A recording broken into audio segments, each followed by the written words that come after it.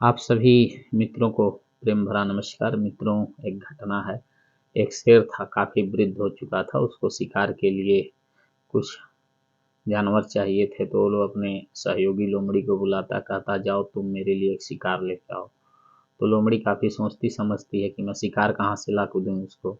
तो जाती है गधे के पास। गधे से कहती है कि चलो, तुमको जंगल का राजा बुलाया है और तुमको अपनी जगह पे राजा बनाना चाहता है। तो गधा कहता, हाँ, शेर मुझे खा जाएगा, राजा क्यों बनाएगा। कहती है, नहीं, तुम चलो मेरे साथ, मेरे बातों का विश्वास करो और वो तुमको राजा जरूर बनाएगा। तो गधा उसके बातों में आ जाता है और शेर के पास जाता है।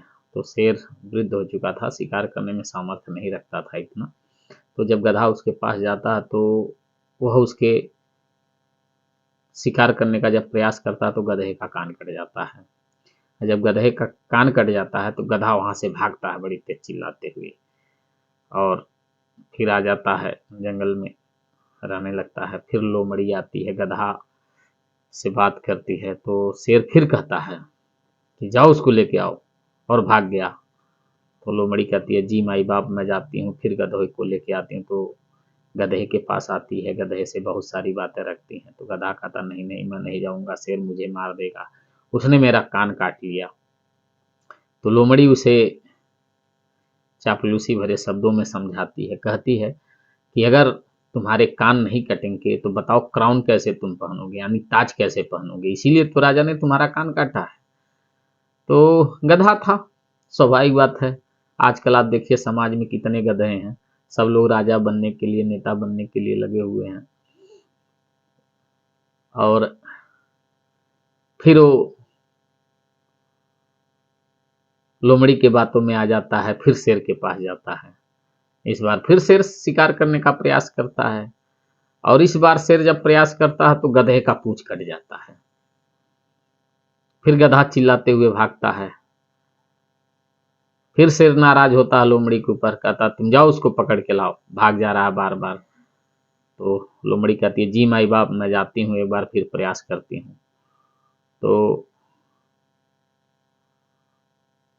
फिर लोमड़ी आती है, गधे से बात कहती है। गधा कहता, नहीं नहीं लोमड़ी मौसी, तुम भी मेरे साथ खिलवाड़ कर रही हो और मेरे भविष्य को खराब करने का प्रयास कर रही हो, मैं नहीं जाऊंगा। तो कहती है, नहीं नहीं, तुम समझ नहीं रहे हो, शेर राजा है।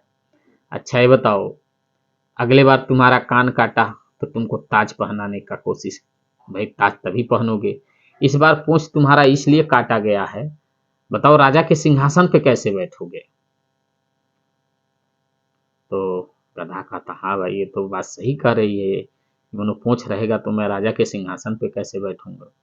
तो फिर लोमड़ी के बहकावे में आ जाता है। फिर लोमड़ी शेर के पास गधे को लेके चली जाती है और जब शेर के पास लेके जाती है तो शेर इस बार कोई चूक नहीं करता है, उसका शिकार कर लेता है, गधा मारा जाता है। और लोमड़ी से कहता, सुनो, ये सारी गंदगी साफ कर दो। तो मेरे लिए लोमड़ी स्वाभाविक चीज है कि बहुत चालबाज होती है। समाज में भी बहुत ऐसे चालबाज लोग हैं। तो लोमड़ी उसका सफाई करने के चक्कर में गधे का दिमाग खा जाती है। तो शेर आता है, तो जब अपने शिकार को खाने के लिए कहता तो पूछता, अच्छा बताओ इसका दिमाग कहाँ गया। तो लोमड़ी कहती है, जी माई बाप, अगर इसके पास दिमाग ही होता तो ये आपके पास 3 बार चल के आता है। भैया, आप देश के नौजवान हो, आप लोग सोचो आपके साथ क्या हो रहा है। आप दूसरे के बनी बनाई जमीर पे मेहनत पे राजा बनने का प्रयास कर रहे हो और लोग आपको कोई बहला फुसला किसी के पास ले जाता है, आपको सपना दिखाता है। भैया, लोग सपने दिखाते हैं, दुनिया में सपने के सौदागर हैं। वो सपने इतने आसानी से पूरे नहीं होते हैं। आपके सपने हैं तो आपको कीमत चुकाना पड़ेगा। रामधारी सिंह दिनकर क्या कहते हैं, वसुधा का नेता कौन हुआ, भूखंड विजेता कौन हुआ, अतुलित अस्केता कौन हुआ, नवधर्म प्रणेता कौन हुआ, विघ्नों में रह के जो काम किया है। जब विघ्न सामने आते हैं सतपथ में हमें जगाते हैं। यानी जो विघ्न में रह के काम करता है, विघ्नों से लड़ता है, वो राजा बनता है, दूसरा कोई राजा नहीं बनाता है। यहाँ गधे भरे पड़े हैं, जबरदस्ती नेता बने हुए लगे हुए हैं लोग, और सबका शिकार हो रहा है। लोग समझने का प्रयास नहीं कर रहे हैं, सब लोग उस गधे की तरफ पारी पारा मारे जा रहे हैं। आप सभी मित्रों को प्रेम भरा नमस्कार। जय हिंद, जय भारत।